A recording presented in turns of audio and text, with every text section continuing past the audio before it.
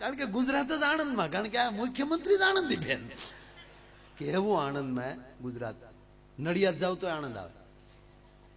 અને આણંદીબેન કઈ મોડું બોલે છે. ભાઈઓ મિત્રોસ, ગુજરાતને આપણે ગતિશીલ બનાવવું છે બેનોસ. અને ખરેખર હમણાં માજ્યું તો ગુજરાત ગતિશીલ જ બનવાનું. અને એવું ગતિશીલ બનવાનું, સાંજે રીંગણી સોંપી આવો એટલે સવારે રીંગણા જ ઉતારવા જવાનું ડાયરેક્ટ. આને કહેવાય વિકાસ બેનો ભાઈઓ. ખરેખર આમ સારું બોલતા શીખી જાવ એટલે તમારો બેડો પાય. પાછું નહીં પડવાનું. જે ક્ષેત્રમાં હોય ને મોડું નહીં પડવાનું. મોદી સાહેબ મોડા પીડ્યા ઠેઠ સુધી. હમણાં મોદી સાહેબ જતા હતા ને, એમાં સાહેબ વાવાઝોડું આવ્યું. આ તમને કોઈને ખબર નહીં હોય. ગાડી ગોથું ખાઈ ગઈ, પાયલોટિંગ બધું ભાગી ગયું.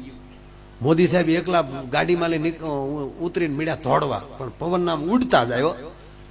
એમાં દોડતા જતા હતા ને, પછી એક ઝાડ, બહુ મજબૂત ઝાડ હતું. બીજા ઝાડ તો પડી ગયા. આ એક ઝાડ ઉભું થયું, પછી તો એ ઉડી જાત, પણ પછી મોદી સાહેબ એને બધ ભરી ગયા.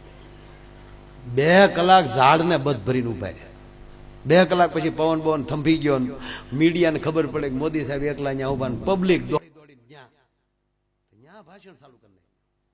ભાઈઓ, એટલા પવનના સુસવાટામાં મેં જો આ ઝાડને બથ ન ભરી હોત તો બેનો ભાઈઓ આ ઝાડ પણ પડી ગયો હોત.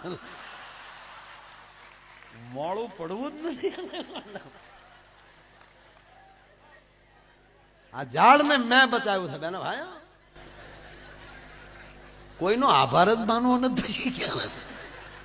એવું આ મોડું નહીં પડવાનું એમ. એટલે સારું.